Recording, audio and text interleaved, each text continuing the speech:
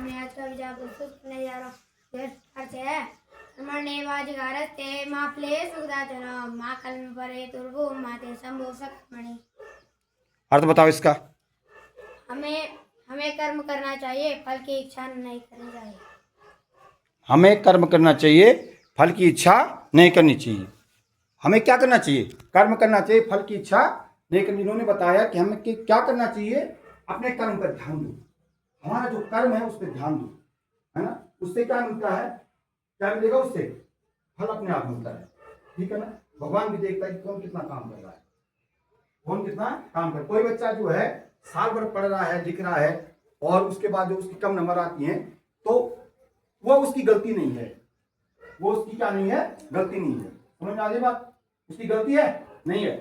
उसकी गलती है उसने पढ़ा नहीं, उसकी गलती है उसने लिखा नहीं। उसकी गलती क्या है?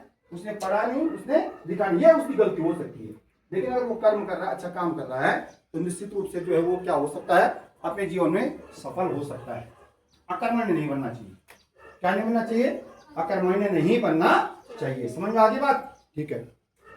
उधर लिखा हुआ है हस्तस्य भूषणम दानम सत्यम कंठस्य भूषणम श्रोत्रस्य भूषणम शास्त्रम भूषणे किम प्रयोजनम।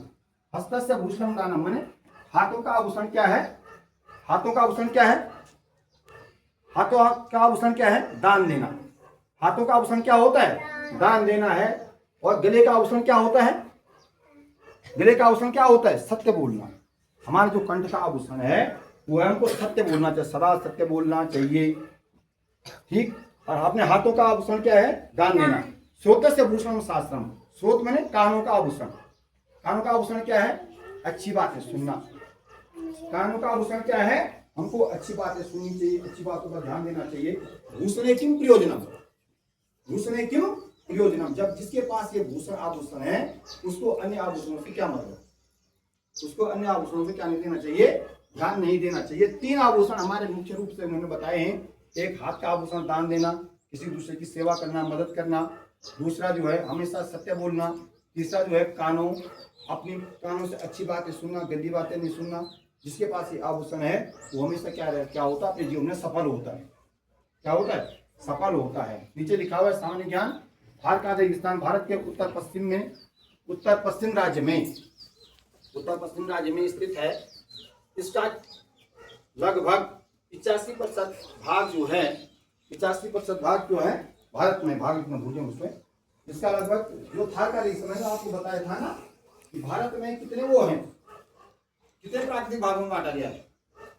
5 कौन कौन? उत्तर का हिमालय पर्वतीय क्षेत्र, उत्तर का विशाल मैदान, तीसरा थारकाज़िकिस्तान, चौथा जो है दक्षिण का पठार, 5वां समुद्र तटीय मैदान एवं द्वीप समूह। समुद्र तटीय मैदान एवं क्या होता है?